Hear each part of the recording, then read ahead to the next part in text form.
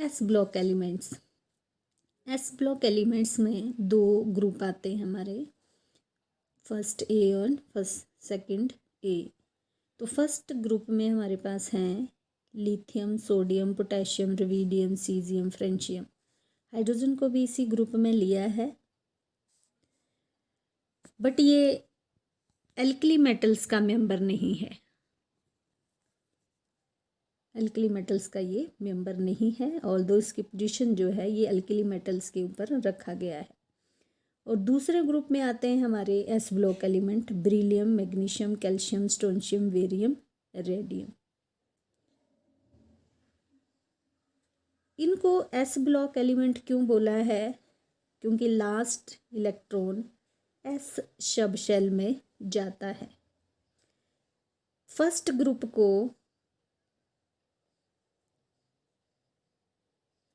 Alkali metals बोलते हैं और ये सेकंड ग्रुप को एल्केलाइन अर्थ मेटल्स बोलते हैं। तो फर्स्ट ग्रुप के बारे में अभी हम पढ़ेंगे, एल्कली मेटल्स। ये 6 मेंबर हैं।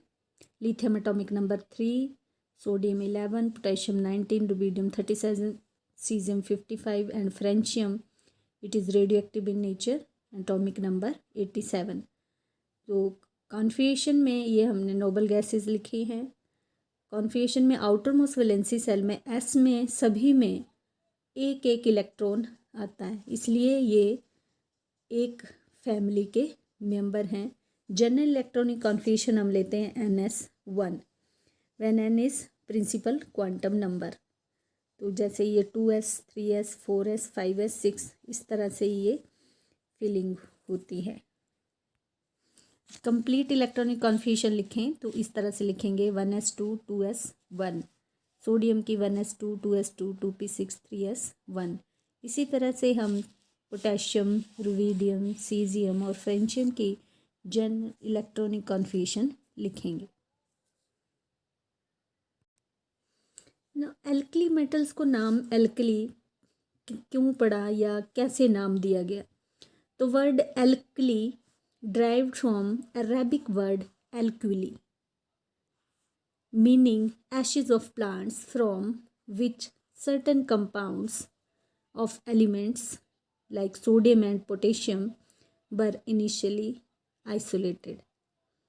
तो यहीं से फिर इसका नाम जो था सोडियम, और यहाँ इसी फैमिली के मेंबर है जो प्लांट्स की एशिस से इनिशियली पहले निकालते थे या ये डिराइव होते थे, तो इसलिए फिर इस फैमिली के मेंबर्स का नाम पड़ गया एल्कली।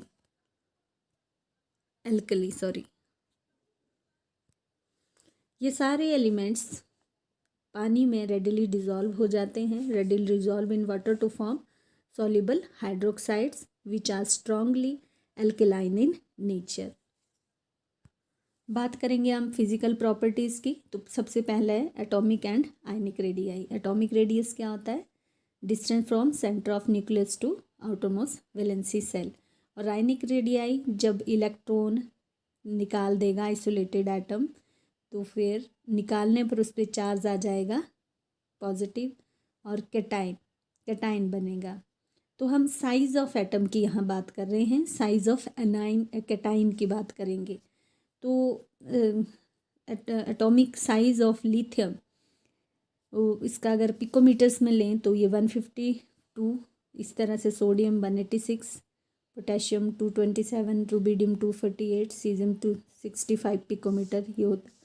तो डाउन द ग्रुप अगर हम ले तो साइज़ इंक्रीज़ करता है इस तरह से। तो क्यों इंक्रीज़ करता है? Because effective nuclear charge increases,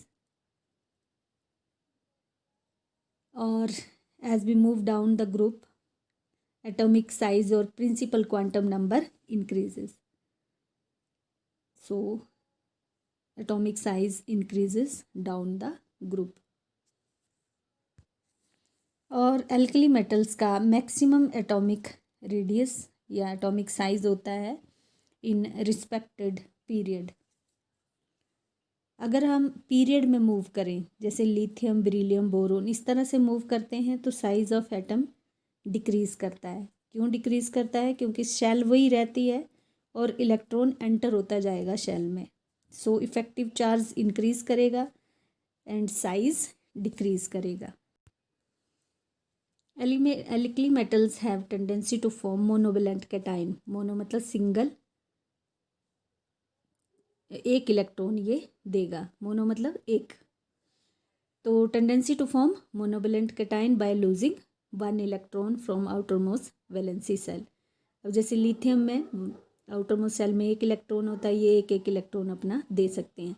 जब देंगे तो साइज़ डिक्रीज़ करता है, और अगर हम इस तरह से पीरियड में मूव करेंगे तो साइज़ डिक्रीज़ करेगा। तो आयनिक रेडियस का यहाँ लिथियम का size 76 picometre, sodium 102, 138, rubidium 152, caesium 167 picometre होगा। इस तरह से आयनिक रेडियस भी डाउन द ग्रुप इंक्रीज़ करेगा, पर एटॉमिक रेडियस से आयनिक रेडियस जो है वो कम होगा। फिर है आयनाइजेशन एंथैल्पी। आयनाइजेशन एंथैल्पी क्या होती है? Energy required to remove the electron from outermost valency, outermost gaseous atom,